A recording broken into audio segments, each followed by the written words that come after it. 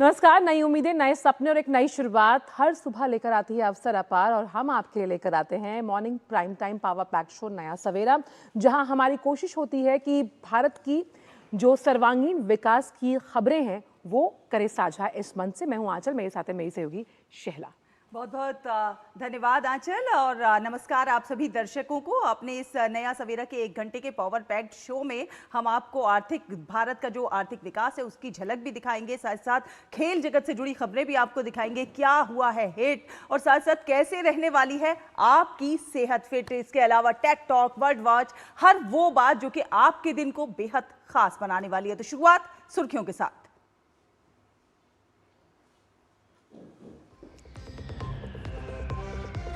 अंतर्राष्ट्रीय महिला दिवस आज। राष्ट्रपति द्रौपदी मुर्मू विभिन्न कार्यक्रमों में होंगी शामिल। वहीं प्रधानमंत्री मोदी दिल्ली में महिला आवंटियों को सौंपेंगे नए क्वार्टरों की चाबियां।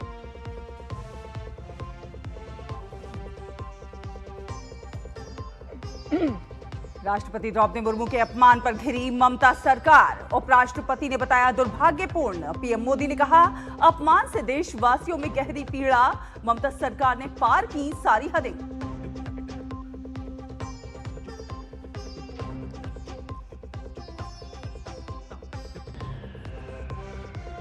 प्रधानमंत्री आज दिल्ली को देंगे कई विकास परियोजनाओं की सौगात। मेट्रो के 2 नए कॉरिडोर का करेंगे उद्घाटन। 3 नए कॉरिडोर्स की भी रखेंगे आधारशिला।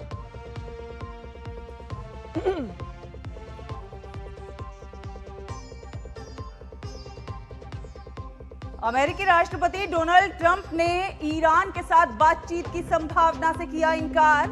ब्रिटेन के पीएम पर भी कसा तंज, कहा हमें उनकी जरूरत नहीं।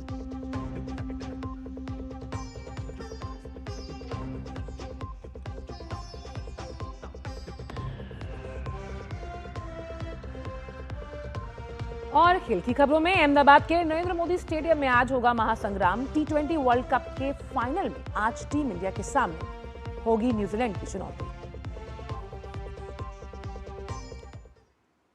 तो चलिए नया सवेरा की शुरुआत करते हैं और खबर पश्चिम बंगाल के दौरे पर गई राष्ट्रपति द्रौपदी मुर्मू की। जिस प्रकार से मुख्यमंत्री ममता बनर्जी की सरकार द्वारा जिस तरह से प्रोटोकॉल का उल्लंघन किया गया, ममता बनर्जी की सरकार पर उन्होंने नाराजगी जाहिर की है। राष्ट्रपति के अपमान के बाद बंगाल में एक तरह से राजनीति में तूफान खड़ा हो गया आंचल। बिल्कुल, और राष्ट्रपति के कार्यक्रम में गंभीर प्रोटोकॉल की चूक और साथ ही साथ नदारद रहना ममता सरकार को भारी पड़ गया। राष्ट्रपति द्रौपदी मुर्मू ने ममता बनर्जी की सरकार पर गंभीर आरोप लगाए। ये पहली बार नहीं है कि जब मुख्यमंत्री ममता बनर्जी ने किसी संवैधानिक पद और संस्थाओं का अपमान किया। और इस मामले पर प्रधानमंत्री मोदी और गृह मंत्री अमित शाह ने तीखी प्रतिक्रिया दी। पेश है इससे जुड़ी ये खास रिपोर्ट।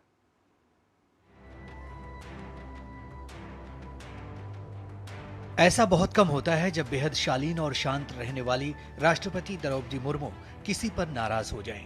लेकिन ये नजारा शनिवार को देखने को मिला पश्चिम बंगाल में, जहां उन्होंने राज्य की मुख्यमंत्री ममता बनर्जी का नाम लेकर नाराजगी जाहिर की। 9वें अंतर्राष्ट्रीय संथाल सम्मेलन में शामिल होने के बाद राष्ट्रपति जब विधान नगर में संथाल समाज के लोगों के बीच पहुंची, तो इस अवसर पर राष्ट्रपति ने प्रशासनिक व्यवस्थाओं को लेकर सवाल उठाए।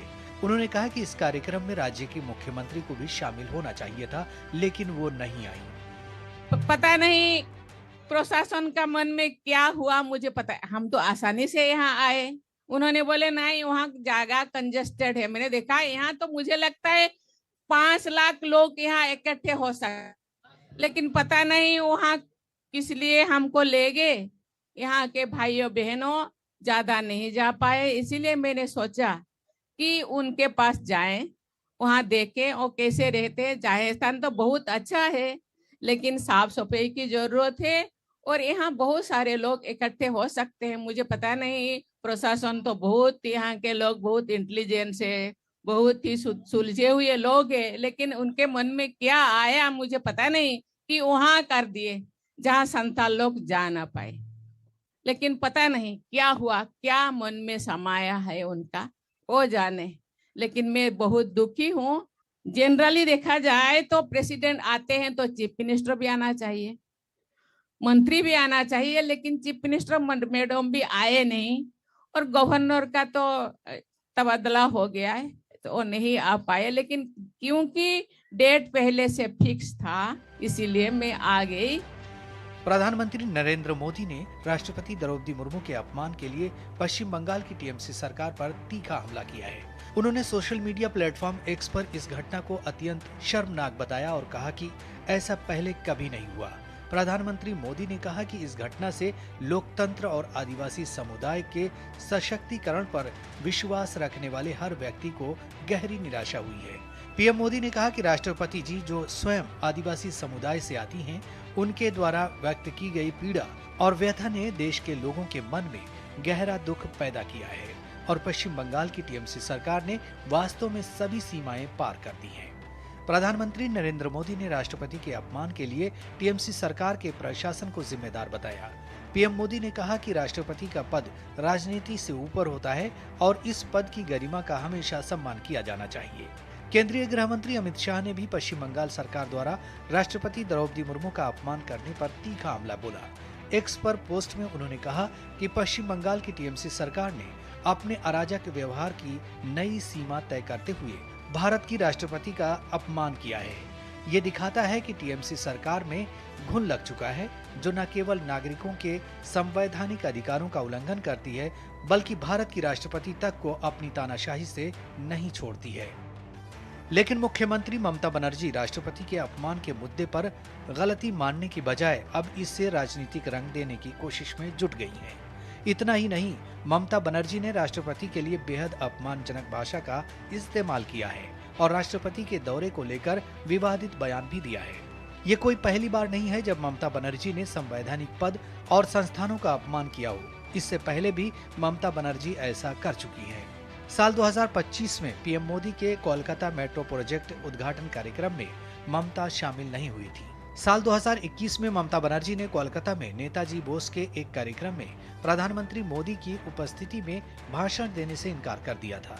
2021 में ही ममता बनर्जी ने राज्यपाल को राजभवन में बैठा एक राजा बताया था। चुनाव आयोग जैसी संवैधानिक संस्थानों का अपमान करना तो ममता बनर्जी के लिए आम बात है और वो कई मौकों पर ऐसा कर चुकी हैं। फरवरी 2026 में दिल्ली में मुख्य चुनाव आयुक्त ज्ञानेश कुमार से मुलाकात के दौरान वो बैठक बीच में छोड़कर बाहर निकल गई थी। वो मुख्य चुनाव आयुक्त पर अहंकारी और झूठा होने तक के आरोप लगा चुकी हैं। फरवरी 2026 में ममता बनर्जी ने एसआईआर को चुनाव से पहले सरकार चुनने की कोशिश बताया था। ममता बनर्जी चुनाव आयोग को व्हाट्सएप कमीशन और तुगलकी आयोग तक कह चुकी हैं। पश्चिम बंगाल में राष्ट्रपति द्रौपदी मुर्मू के अपमान की पूर्व जानकारी होने के बावजूद ममता बनर्जी की लापरवाही और प्रोटोकॉल की गंभीर चूक बेहद शर्मनाक है। ये सिर्फ देश के सर्वोच्च संवैधानिक पद का अपमान नहीं, बल्कि आदिवासी समाज और नारी शक्ति का भी खुला अपमान है। सत्ता के घमंड में चूर ममता बनर्जी सरकार का ये रवैया उसकी मानसिकता और संवैधानिक संस्थाओं के प्रति उसके सम्मान को साफ उजागर करता है। दिव्यांशु मल्होत्रा की रिपोर्ट। तो पश्चिम बंगाल में राष्ट्रपति द्रौपदी मुर्मू के अपमान और संथाल संस्कृति के अनादर पर देश भर में भारी गुस्सा देखने को मिल रहा है और साथ ही साथ अलग अलग नेताओं की तरफ से इस पर प्रतिक्रियाएं भी सामने आ रही हैं। राष्ट्रपति महोदया से ज्यादा ममता बनर्जी ने एक आदिवासी बहन की बेइज्जती करने का काम किया है और इस तरह का कार्य उनको जनता सिखाएगी। अगले 2 महीने में बंगाल की जनता जवाब देगी और उनको सिखाने का। तृणमूल का सरकार ने जैसा अपमान किया, ये कभी भी माफ नहीं किया जाएगा।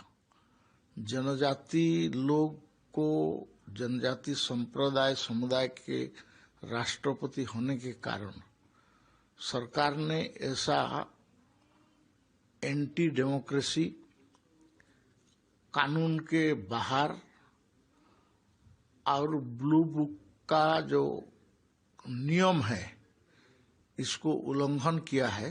द्रौपदी मुर्मू जी का दर्द दिखाई दिया कि आदिवासी समाज के लिए किए जा रहे इंटरनेशनल कॉन्क्लेव के लिए न प्रोटोकॉल का पालन हुआ, न प्लानिंग ठीक से की गई और एक प्रकार से समाज को और राष्ट्रपति दोनों को अपमानित करने की कोशिश की गई और उस पर कहीं ना कहीं शर्मिंदगी महसूस करने के बदले, उस पर माफी मांगने के बदले जिस प्रकार से टीएमसी के बयान आ रहे हैं, ये दिखाता है कि इनके मन में नहीं है संविधान का सम्मान, ये केवल है अपमान की दुकान।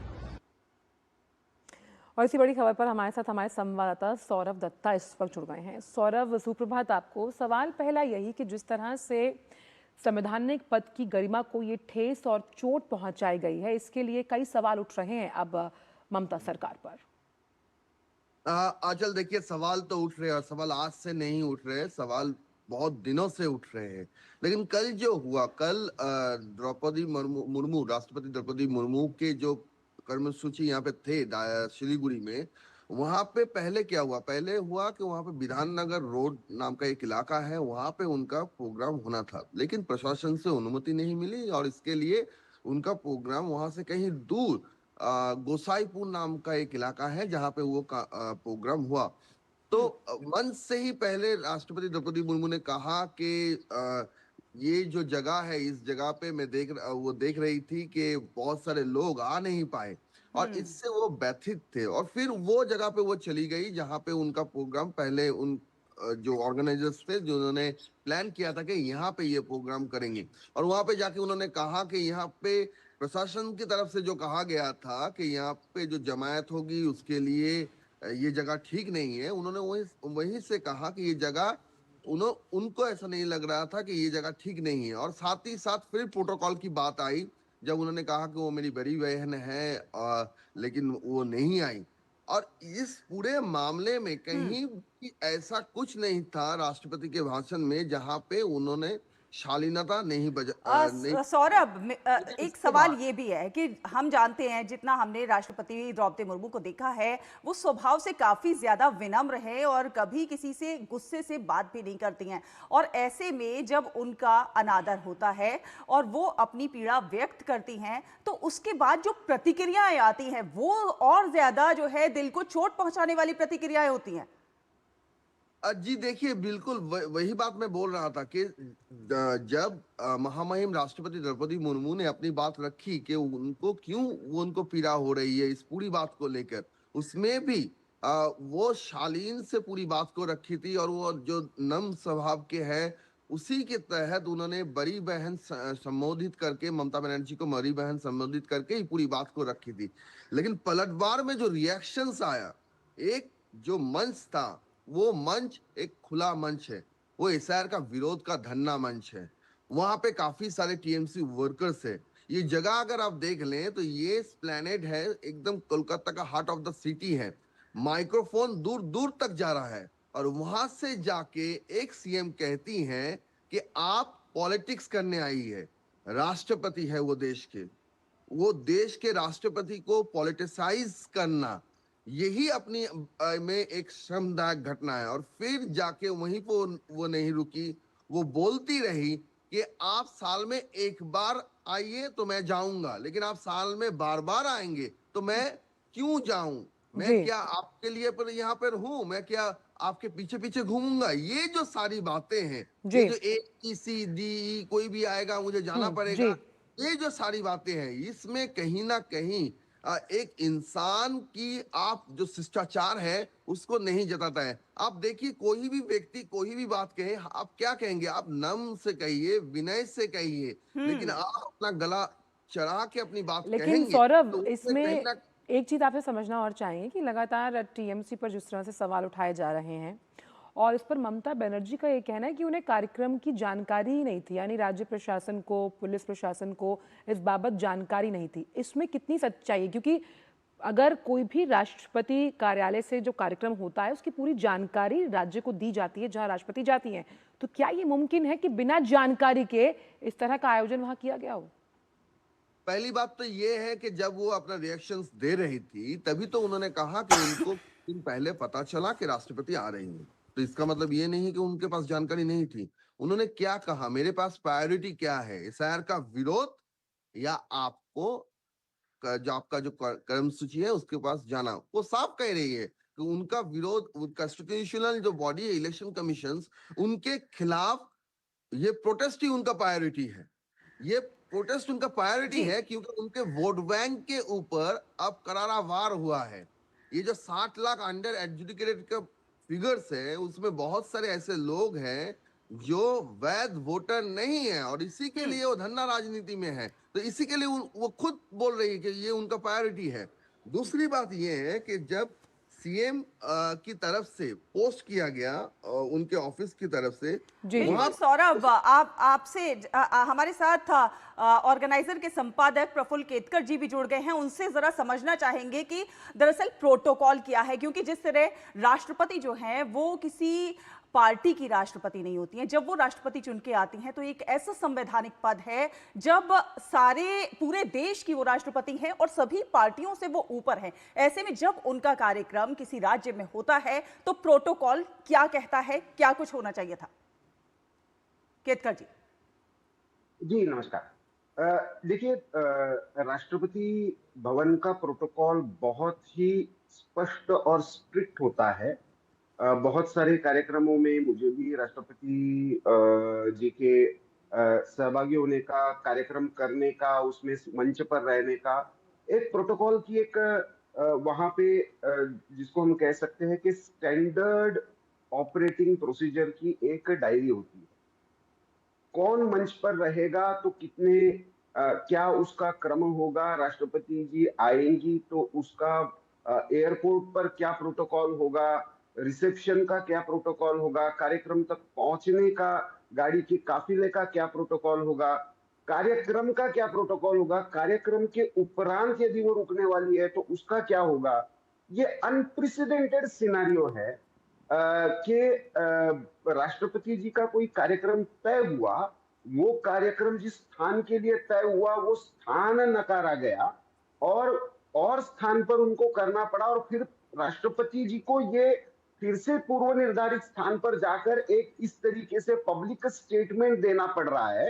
ये मुझे लगता है भारत के संवैधानिक इतिहास में, लोकतांत्रिक इतिहास में पहली बार इस तरीके का मैं घटनाक्रम देख रहा हूं कि जहां पे मुख्यमंत्री तो स्वयं गई ही नहीं उनको रिसीव करने के लिए, ना वहां का कोई भी प्रोटोकॉल फॉलो किया गया।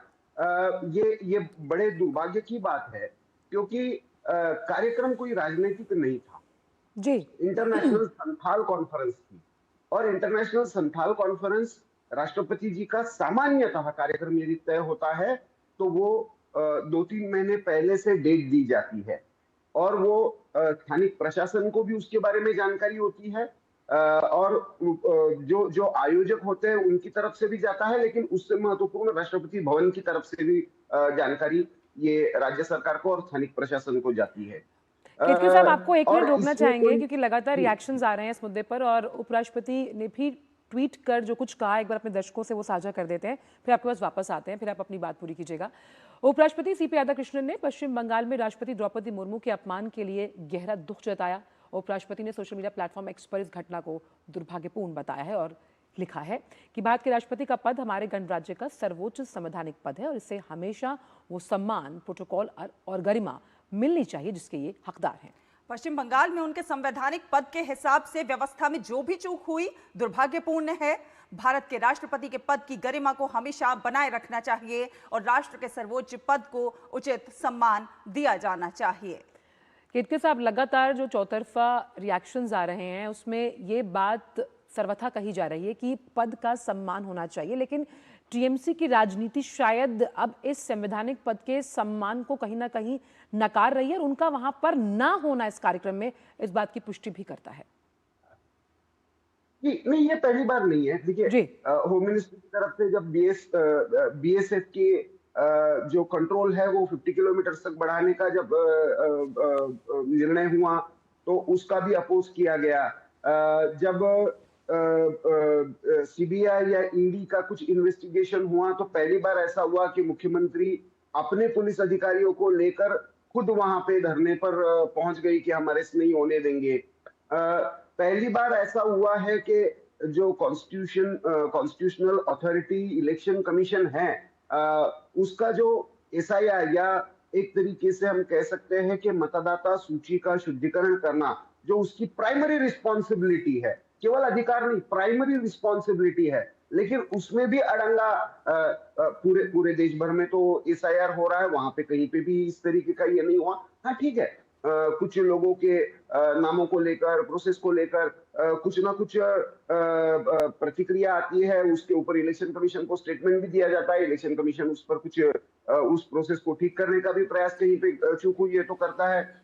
लेकिन ये अनप्रेसिडेंटेड है बंगाल की राजनीति में। दुर्भाग्य से पिछले कुछ दशकों से, चाहे राजनीतिक हिंसा हो, चाहे पॉलिटिकल इंटॉलरेंस हो, चाहे पॉलिटिकल अनटचेबिलिटी हो, चाहे सेंटर के साथ एक कन्फ्रंटेशनिस्ट पोजीशन हो, और उसके कारण संवैधानिक मूल्यों की अवहेलना हो। यहाँ पे देखिए, आज महिला दिवस है। मैं मानता हूं कि एक महिला मुख्यमंत्री के नाते है, एक महिला राष्ट्रपति के नाते है, और ऐसे में इस तरीके का व्यवहार उनके साथ करना जो वो एक दुर्भाग्यपूर्ण है। इंटरनेशनल संथाल कॉन्फ्रेंस का सेंटिमेंट जो है वो जनजाति से, आदिवासी समाज से जुड़ा हुआ है। राष्ट्रपति जी स्वयं आदिवासी समाज से आती है, तो ऐसे में ये एक दूसरा डायमेंशन मुझे ये समझ में नहीं आता पॉलिटिकल ये क्या कैलकुलेशन है कि संथाल समाज का इतना बड़ा आयोजन होने जा रहा है, तो मुख्यमंत्री जी को तो उसका एक तरीके से पॉलिटिकल माइलेज भी लेना चाहिए था कि उसको फैसिलिटेट करती। और तीसरा, राष्ट्रपति होने के नाते, एक संविधानिक सर्वोच्च पद होने के नाते, तो मैं मानता हूं कि केवल प्रोटोकॉल का प्रश्न नहीं है, ये एक तरीके से ये आपने तीनों पॉइंट्स बताए केतकर साहब, ये अपने आप में इस पूरे मुद्दे को समझाते हुए नजर आते हैं कि किस तरह से संवैधानिक पद की गरिमा को तो ठेस पहुंचाई ही गई, वहीं कहीं ना कहीं संथाल जो पूरा समुदाय है उसके सेंटिमेंट्स को भी काफी खेद हुआ है। बहुत बहुत शुक्रिया केतकर साहब आपका, और साथ ही सौरभ दत्ता आपका इन तमाम विचारों को साझा करने के लिए। फिलहाल वक्त छोटे से ब्रेक का, ब्रेक के उस पार भी खबरों का सिलसिला DD न्यूज़ पर रहेगा जारी। आप देखते रहे नया सवेरा। हमें पता है चमकी चाट से क्या बना है, सैंडविच, लस्सी और छाछ और हर घूंट में चमकी चाट, ड्राई फ्रूट और दही बड़े, चमकी चाट से स्वाद बढ़े, और चाट पपड़ी दही बल्ले, चमकी चाट से बल्ले बल्ले, स्वाद सिर्फ चमकी चाट। अरे रामदयाल, तेरी उपज का क्या हुआ? अरे औने पौने दाम मिल रहे थे इसलिए नहीं बेची। और तुम्हारी उपज? मेरी उपज ये रही मेरे मोबाइल में एकदम सुरक्षित। अरे ये तो कोई रसीद लगती है। कोई रसीद नहीं, डिजिटल रसीद है जो WDRA से पंजीकृत वेयर हाउस में उपज रखने से मिलती है। WDRA भारत सरकार की एक संस्था है जो अच्छे और सुव्यवस्थित वेयर हाउसों को पंजीकृत करता है। अच्छा, अब तुझे इस रसीद का कमाल दिखाता हूँ, चला। देखा, इस रसीद पर बैंक से लोन हो गया। ये तो कमाल हो गया। कमाल तो अभी और भी है भैया। देखो, जब और जहाँ उपज के अच्छे दाम मिलेंगे उपज बेच दूंगा और फिर बैंक का सारा लोन भी चुकता कर दूंगा। अरे वाह। मुन्नी, पापा आप मेरा नया बैग लाए? हाँ, ये रहा तुम्हारा नया बैग। और तुम्हारे लिए झुमके। WDRA का प्रयास, किसानों का आर्थिक विकास। गांव में आया नया हीरो, खरपतवार का डर हुआ जीरो। अब खेती का काम होगा खास, जब ये सुपरस्टार होगा हर किसान के पास। गांव का superstar steel MH210 power weeder, steel उपकरण लाए परिवर्तन। के बाद स्वागत है, आप देख रहे हैं नया सवेरा। आपको बता दें कि प्रधानमंत्री नरेंद्र मोदी आज दिल्ली में GPRA पुनर्विकास योजना के तहत 15,200 करोड़ रुपए की कई परियोजनाओं का उद्घाटन करेंगे, शिलान्यास करेंगे। और प्रधानमंत्री सरोजिनी नगर स्थित GPRA टाइप 5 क्वार्टर्स का दौरा करेंगे, साथ ही महिला आवंटियों को चाबियां सौंपेंगे। ये परियोजनाएं सरोजिनी नगर, नेताजी नगर, कस्तूरबा नगर और श्रीनिवासपुरी जैसे प्रमुख स्थानों पर हैं, जो कि GPRA कॉलोनियों के आधुनिकीकरण और सरकारी कर्मचारियों तथा प्रशासनिक कार्यालयों के लिए विश्व स्तरीय इंफ्रास्ट्रक्चर तैयार करने के सरकार के महत्वाकांक्षी कार्यक्रम का बड़ा हिस्सा है। वहीं पुनर्विकास योजना के तहत सरकारी कर्मचारियों के लिए 9,350 से अधिक आधुनिक फ्लैट उपलब्ध कराए जाएंगे और साथ साथ लगभग 48 लाख वर्ग फुट का एक कार्यालय स्थान भी सृजित किया जाएगा, जिससे कि प्रशासनिक दक्षता में उल्लेखनीय वृद्धि देखने को मिलेगी और साथ ही आर्थिक लाभ की संभावना भी होगी। तो जीपीआरए पुनर्विकास योजना 15,200 करोड़ रुपए की ये परियोजना है और विश्व स्तरीय इंफ्रास्ट्रक्चर यहाँ आपको देखने को मिलेगा। और कहीं ना कहीं महिला दिवस पर ये एक विशेष तोहफा प्रधानमंत्री नरेंद्र मोदी देते हुए नजर आएंगे। 9,350 से अधिक आधुनिक फ्लैट तैयार किए गए हैं। 48 लाख वर्ग फुट का यहाँ पर ऑफिस स्पेस भी होगा। और ये पुनर्विकास योजना जो है उसका उद्घाटन प्रधानमंत्री करेंगे और महिला आवंटियों को चाबी भी दी जाएगी। वक्त जोर से ब्रेक का है, आप देखते रहिए नया सवेरा।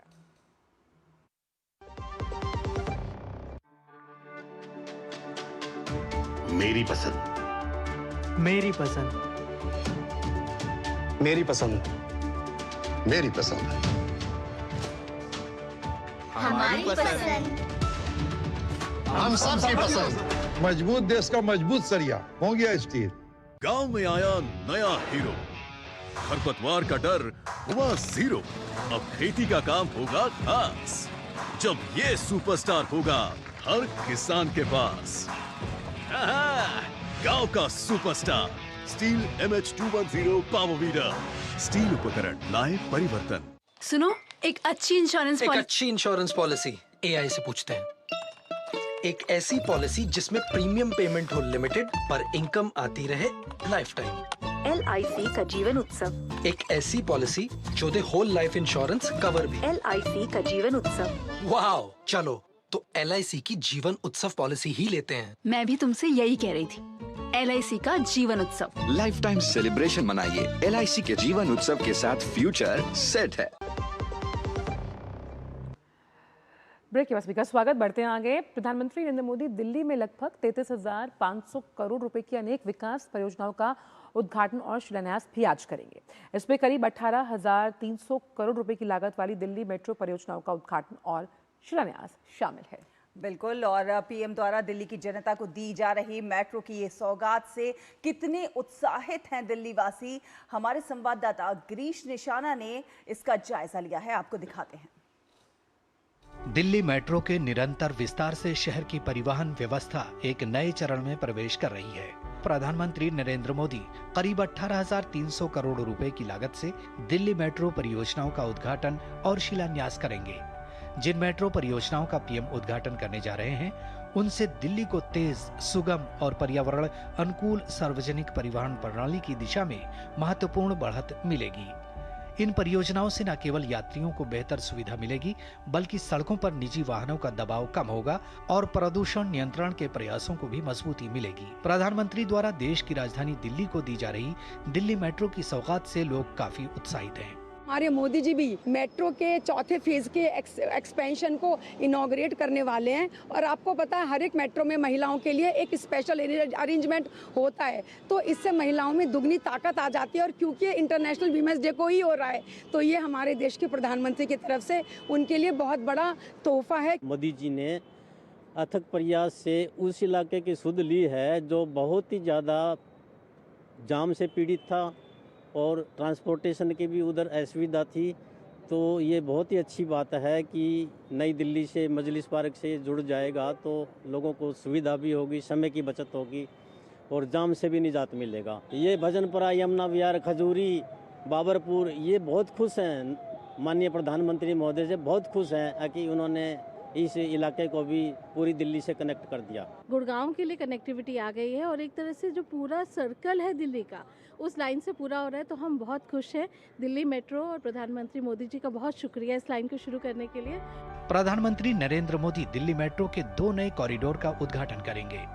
इनमें पिंक लाइन का लगभग 12.3 किलोमीटर का मजलिस पार्क मौजपुर बाबरपुर कॉरिडोर और मैजेंटा लाइन का लगभग 9.9 किलोमीटर का दीपाली चौक मजलिस पार्क कॉरिडोर शामिल है।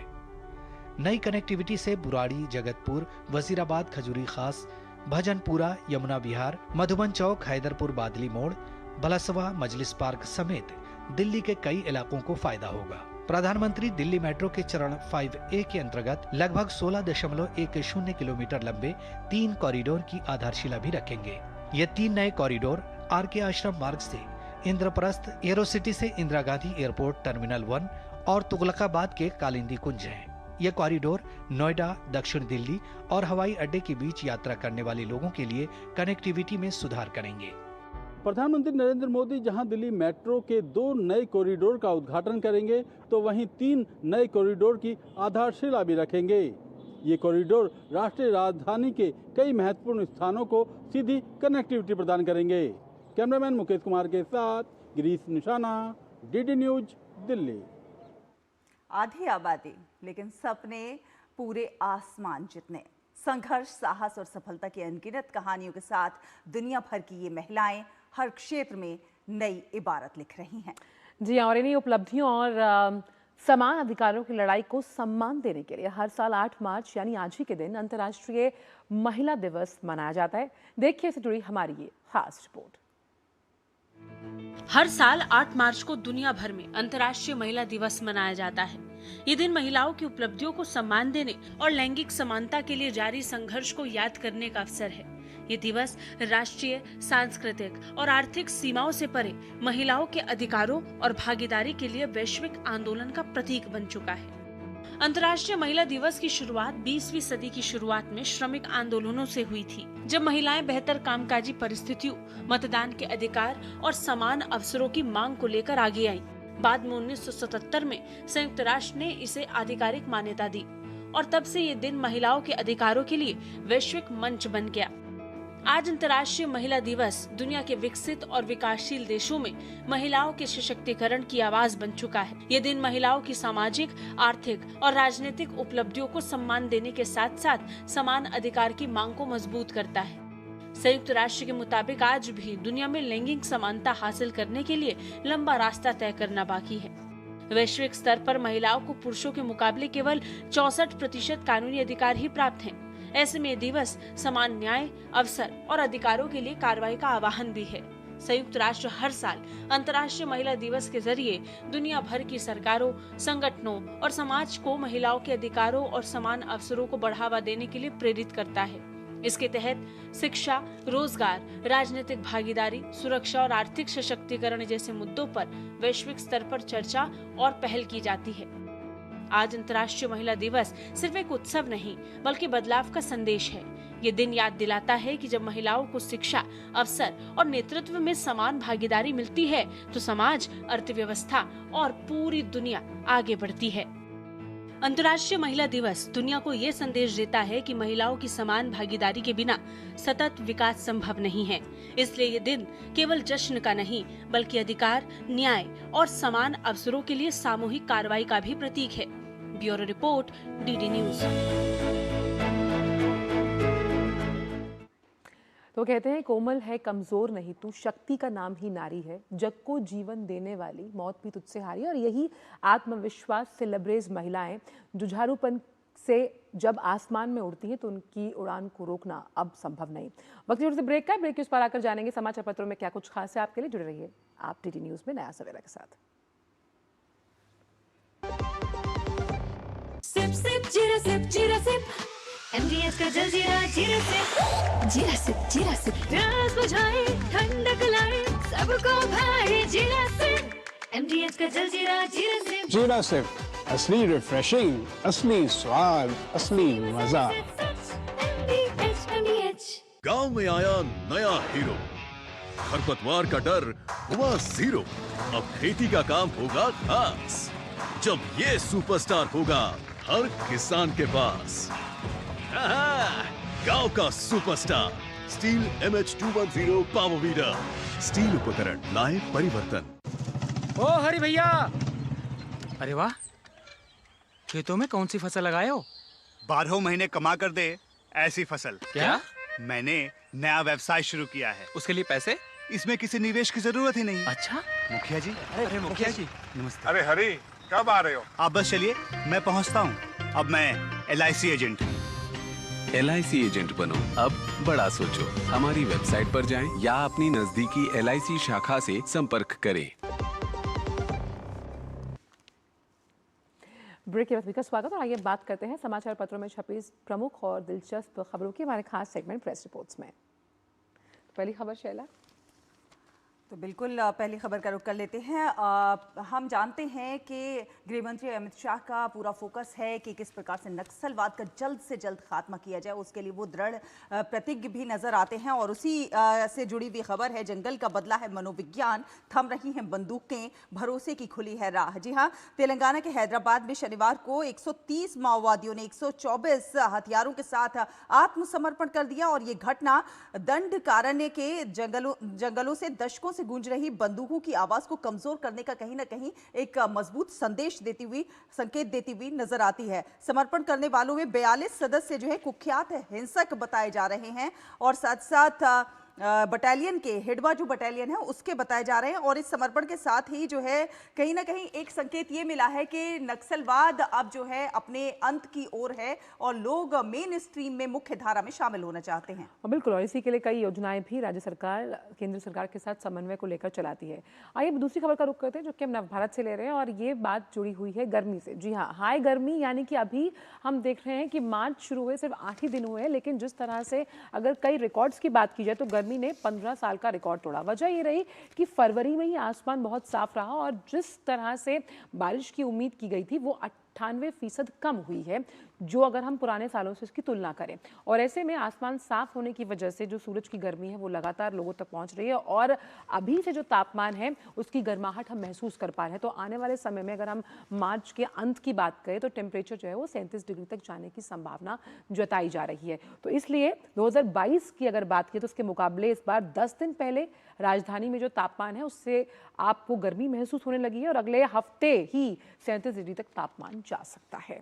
तो बिल्कुल गर्मी सभी को परेशान कर रही है। और अगली हम जो खबर ले रहे हैं वो है सुप्रीम कोर्ट के एक फैसले से जुड़ी हुई। जी हाँ, सुप्रीम कोर्ट ने कहा है कि फैसले से अगर कोई व्यक्ति प्रभावित होता है तो वो उसके रिव्यू की मांग कर सकता है। सुप्रीम कोर्ट ने कहा है कि अगर कोई व्यक्ति किसी मामले में पक्षकार नहीं है लेकिन अदालत के फैसले से प्रभावित होता है तो वो उस फैसले की समीक्षा यानी रिव्यू की जो है मांग कर सकता है। कोर्ट ने स्पष्ट कहा है कि ऐसे लोग पूरी तरह से बेबस नहीं होते और कानून के तहत जो उपलब्ध उपाय होते हैं उनका सहारा वो ले सकते हैं। तो तकनीकी शिक्षा सेवा नियम से जुड़ा एक मामला था जिसमें फैसला सुनाते हुए सुप्रीम कोर्ट ने ये बड़ी बात कही है। तो आज समाचार पत्रों की सुर्खियों में हम ये तमाम खबरें आपके लिए लेकर आए हैं और आइए अब रुख करते हैं अंतर्राष्ट्रीय जगत का और बात करते हैं अमेरिकी राष्ट्रपति डोनाल्ड ट्रंप, जिन्होंने ये कहा कि ईरान के खिलाफ संघर्ष तभी खत्म हो सकता है जब उसकी सेना पूरी तरह नष्ट हो जाए या सत्ता में कोई शेष नेतृत्व ना रह जाए। ट्रंप ने एयरफोर्स 1 में पत्रकारों से बातचीत में साफ कह दिया। बिल्कुल, उन्होंने कहा कि फिलहाल उन्हें ईरान से किसी भी तरह की बातचीत में कोई दिलचस्पी नहीं है।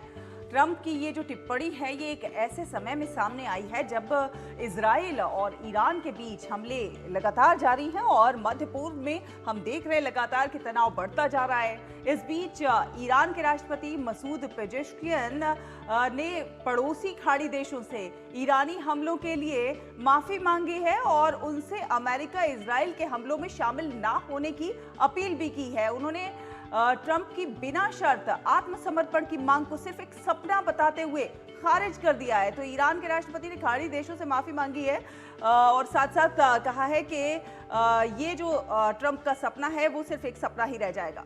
और वहीं अमेरिकी राष्ट्रपति डोनाल्ड ट्रंप ने ईरान से जुड़े मध्य पूर्व संकट के बीच ब्रिटेन और प्रधानमंत्री की स्टार्मर पर एक तंज कसा।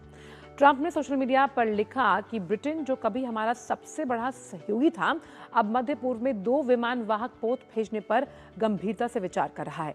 ट्रंप ने कहा कि अब हमें ब्रिटेन की जरूरत ही नहीं लेकिन हम इसे याद रखेंगे और हम ऐसे लोगों की अब जरूरत नहीं मानते जो युद्ध जीतने के बाद उसमें शामिल हो। ट्रंप की ये टिप्पणी तब आई जब डाउनिंग स्ट्रीट ने बताया कि स्टार्मर ने मोहम्मद बिन सलमान से बात कर सऊदी अरब की सुरक्षा में सहयोग का भरोसा दिया।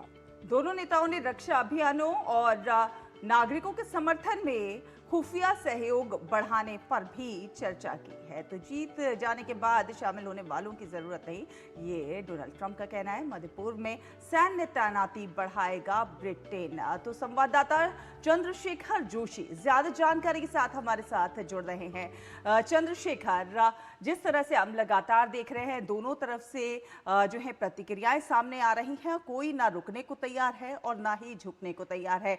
हमने डोनाल्ड ट्रंप का बयान भी सुना और ईरान की तरफ से भी जो बयान आ रहे हैं लगातार सुन रहे हैं। बिल्कुल कोई अंतर नहीं आया है इस युद्ध में और लगातार जैसे हालात कल बने हुए थे वैसे ही हालात अभी भी बने हुए हैं और नया एक जो डेवलपमेंट है वो ये कहा जा सकता है कि ईरान की ओर से दावा किया जा रहा है कि अमेरिका और इजराइल ने ईरान में जो तेल के डिपो हैं और जो रिफाइनरी हैं उस पर हमला किया है। ये एक नया दावा ईरान की ओर से किया जा रहा है। तो जिस तरह से ये हमले चल रहे थे उसमें एक नया पहलू ये जुड़ा है कि अब ईरान के जो एनर्जी इंफ्रास्ट्रक्चर हैं, चाहे वो तेल डिपो हों या उसके अलावा रिफाइनरी हों, उस पर भी हमले किए जा रहे हैं।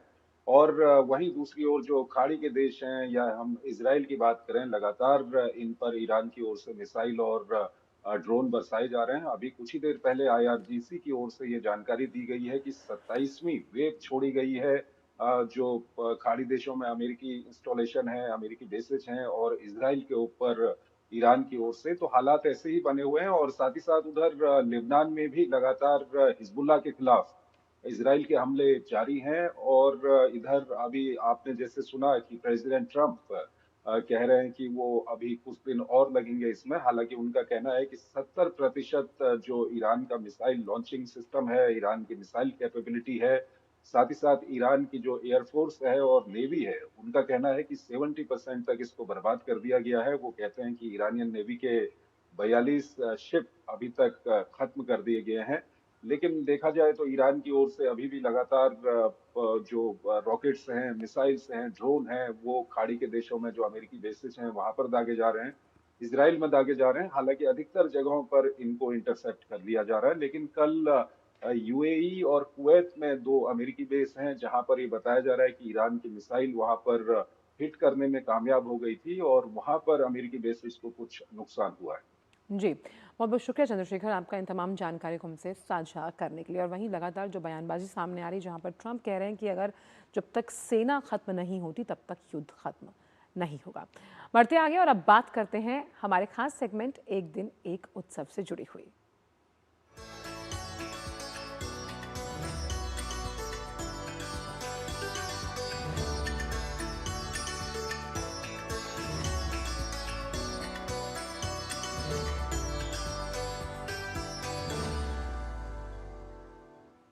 तो बसंत के मौसम में देहरादून का झंडा मेला देश दुनिया के श्रद्धालुओं को अपनी ओर आकर्षित करता है और सदियों से ये धार्मिक आयोजन देहरादून की शान बढ़ाता रहा है।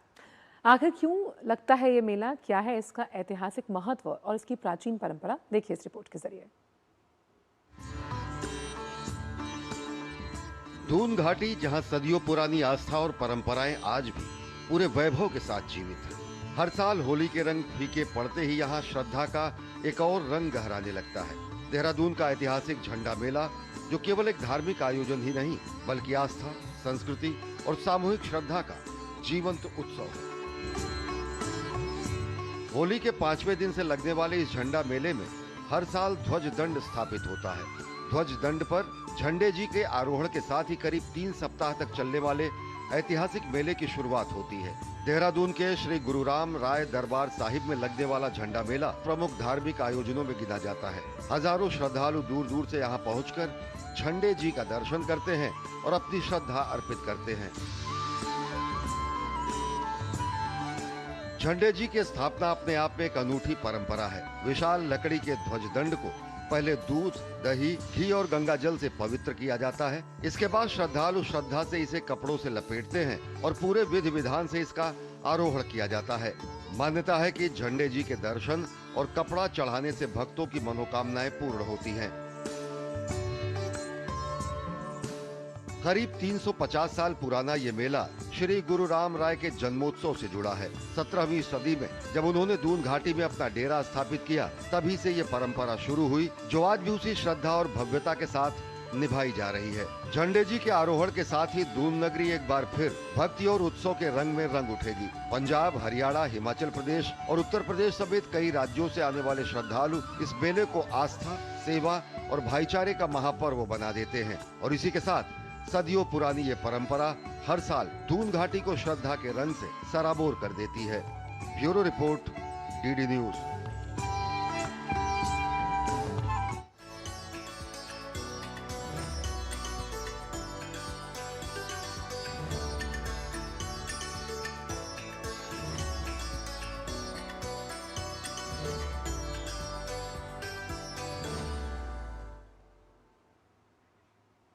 और अब खबरें खेल जगत से स्पोर्ट्स ट्रैक में।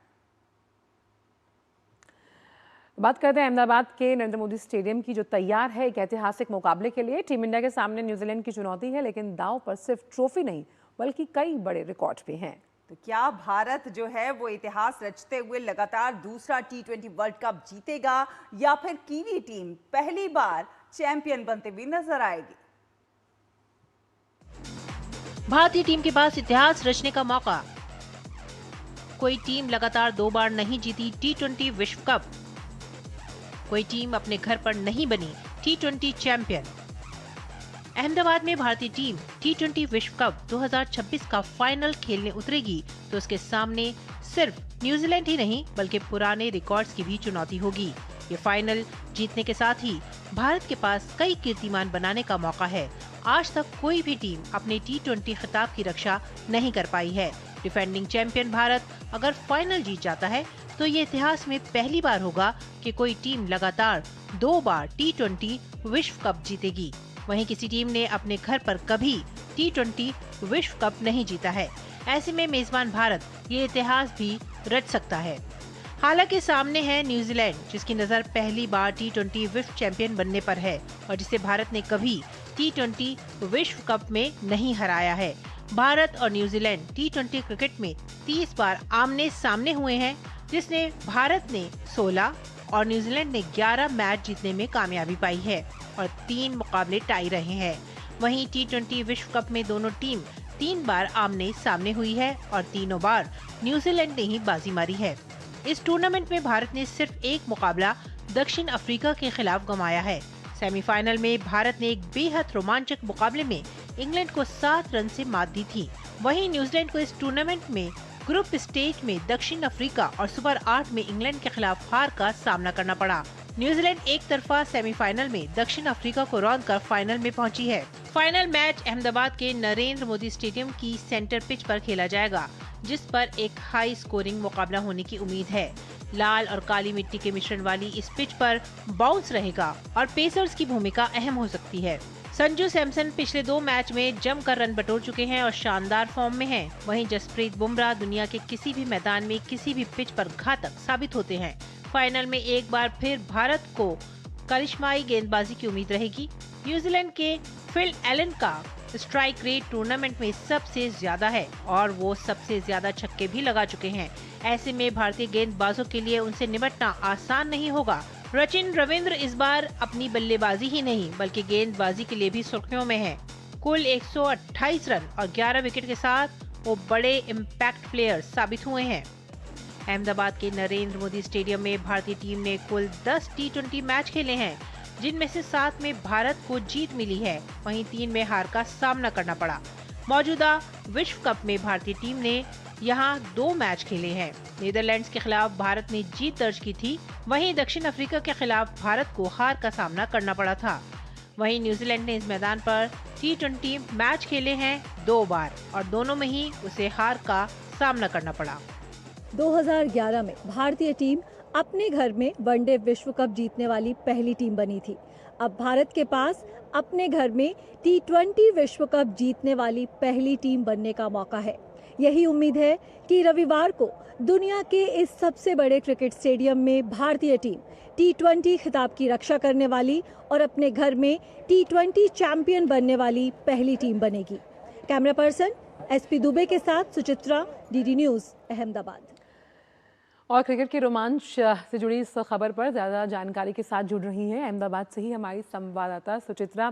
सुचित्रा, पहला सवाल कहूं या फिर ये खुशी कि इस वक्त हाउस द जोश, क्योंकि आज जिस फाइनल का इंतजार हर भारतीय क्रिकेट फैन को है वो होने वाला है। जी बिल्कुल, जोश एकदम हाई है। आंचल, हम जानते हैं कि क्रिकेट भारत में किसी धर्म की तरह है और भारतीय टीम का T20 क्रिकेट में खासतौर से जिस तरह का प्रदर्शन रहा है पिछले 2 साल में, नंबर 1 क्रिकेट टीम है T20 क्रिकेट में भारत दुनिया की, और यही उम्मीद है सूर्य कुमार यादव एंड कंपनी से कि जिन सारे रिकॉर्ड्स की बात की जा रही है, जिन सारे जिंक्स की बात की जा रही है कि किसी टीम ने कभी 2 बार T20 विश्व कप नहीं जीता, कभी अपने घर में नहीं जीता, ये सारे रिकॉर्ड्स कोई टीम अगर तोड़ सकती है तो वो ये भारतीय टीम ही तोड़ सकती है। और 1,32,000 दर्शकों की कैपेसिटी है अहमदाबाद के नरेंद्र मोदी स्टेडियम की, खचाखच जब आज भरा होगा वो स्टेडियम। तो यही उम्मीद है कि ये सारे प्रशंसक 12th मैन की भूमिका अदा करेंगे, खिलाड़ियों का हौसला बढ़ाएंगे। उस बढ़े हुए हौसले के साथ भारतीय टीम आज हमें विश्व चैंपियन बनते हुए नजर आएगी। और सुचित्रा, जिस तरह का इतिहास रहा है कि अपनी धरती पर जो है कोई टीम 2 बार जो है T20 नहीं जीती है, देखा जाए तो आज का मैच बहुत ज्यादा रोमांचक होने वाला है। साथ ही साथ कई बड़े चैलेंज भी हैं टीम इंडिया के सामने। जी बिल्कुल, कई बड़े चैलेंज हैं, जिंक्स जुड़े हुए हैं। न्यूजीलैंड को हमने कभी T20 विश्व कप में नहीं हराया है। T20 क्रिकेट में भले ही भारत का पलड़ा भारी हो आंकड़ों में, लेकिन T20 विश्व कप में जब भी भारत और न्यूजीलैंड आमने सामने हुई हैं तो भारत कभी हरा नहीं पाया है न्यूजीलैंड को। तो यही उम्मीद है कि आज हम न्यूजीलैंड को भी हराएंगे। वही एक और आंकड़ा मैं बता दूं कि आईसीसी इवेंट्स के फाइनल या तो शनिवार को होते हैं या रविवार को होते हैं। तो जब भी ये फाइनल शनिवार को हुए हैं तो भारतीय टीम ने जीत दर्ज करने में कामयाबी पाई है, लेकिन जब भी फाइनल रविवार को होते हैं तो भारतीय टीम हार जाती है। तो आज रविवार है, लेकिन एक और जिंक्स है जो भारतीय टीम को तोड़ना होगा आज। भले ही फाइनल रविवार के दिन हो, लेकिन टीम जीतते हुए नजर आएगी। इसीलिए सुचित्रा, क्योंकि आज इंटरनेशनल वुमेन्स डे भी है, मेन इन ब्लू अपने मैदान पर होंगे और इसीलिए जो हमारी संवाददाता हैं वो भी विमेन इन ब्लू हैं और सपोर्ट करती हुई नजर आएंगी। बहुत बहुत शुक्रिया आपका फॉर द बेस्ट इन तमाम जानकारियों को हमसे सीधा अहमदाबाद से साझा करने के लिए। तो हर क्रिकेट प्रेमी के लिए आज का अहम दिन। फाइनल्स जो हैं वो आज खेले जाएंगे इंडिया और जब हम बात करते हैं न्यूजीलैंड की टीम के बीच, तो बेस्ट टीम में विन। बिल्कुल, उम्मीद यही कर सकते हैं कि भारत जो है एक अच्छी जीत दर्ज करता हुआ नजर आएगा। आगे बढ़ेंगे और अब नया सवेरा वक्त हो चला है कि हम मौसम की जानकारी हासिल कर लें।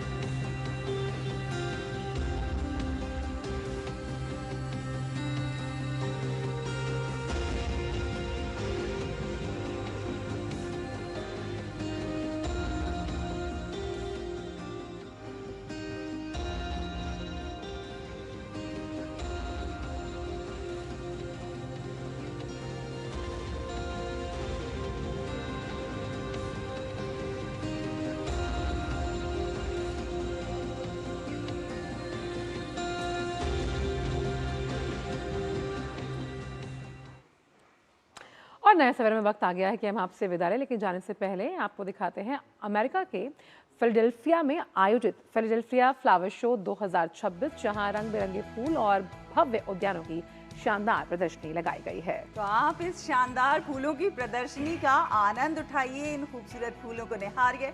मुझे, आंचल को और हमारी पूरी टीम को दीजिए अनुमति। नमस्कार।